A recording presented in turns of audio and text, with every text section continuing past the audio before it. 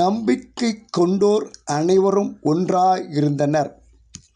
அப்போஸ்தலர் நடபடிகள் 2ஆம் அதிகாரம் 42 47 வரை உள்ள வசனங்கள்.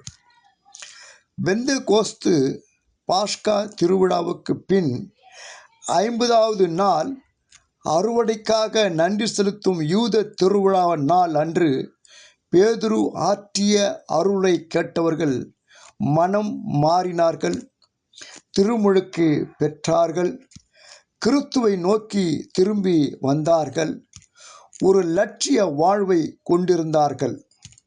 அதாவது அவர்கள் ஒரே மனத்துடன் இருந்தார்கள், திருத்தூதர்களின் போதனையை கேட்டார்கள், இறை வேண்டலில் நிலைத்திருந்தார்கள், ஒன்றாய் இருந்தார்கள், நட்புடன் உறவாடினார்கள். இது ஆழ்ந்த அன்பையும் நெருக்கமான பண்பையும் குறிப்பதாகும். அவர்களின் நட்புறவு என்பது அவர்களுக்கு இடையே கொண்டிருந்த உறவிலும், திருச்சபை மக்களுடன் கொண்டிருந்த உறவிலும், அப்பம் பிட்குதலில் உணவை பகிர்ந்து கொண்டதிலும் வெளிப்பட்டது. நம்பிக்கை கொண்டவர்கள் கடவுளின் ஒரே குடும்பத்தின் சகோதர சகோதரிகள் என இணைந்தவர்களாய் தங்கள் பொருள்களை தேவைக்கேற்ப பகிர்ந்து வாழ்ந்தார்கள்.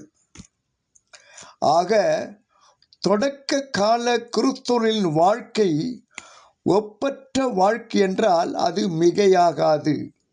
சுருங்க சொன்னால், முதல் கிறிஸ்தவர்கள் இயேசுவின் போதனையையும் உயிர்த்தெழுதலையும் பழைய ஏற்பாட்டின் நிறைவாக கண்டார்கள் என்பது உண்மை. உயிர் துடிப்புள்ள ஒரு நல்ல கிறிஸ்துவ சமூகம் மற்றவர்களை கிறிஸ்துவிடம் ஈர்க்க வேண்டும். எருசலேம் திருச்சபையின் ஆர்வமும் இதனை செய்தது என்பது வரலாறு.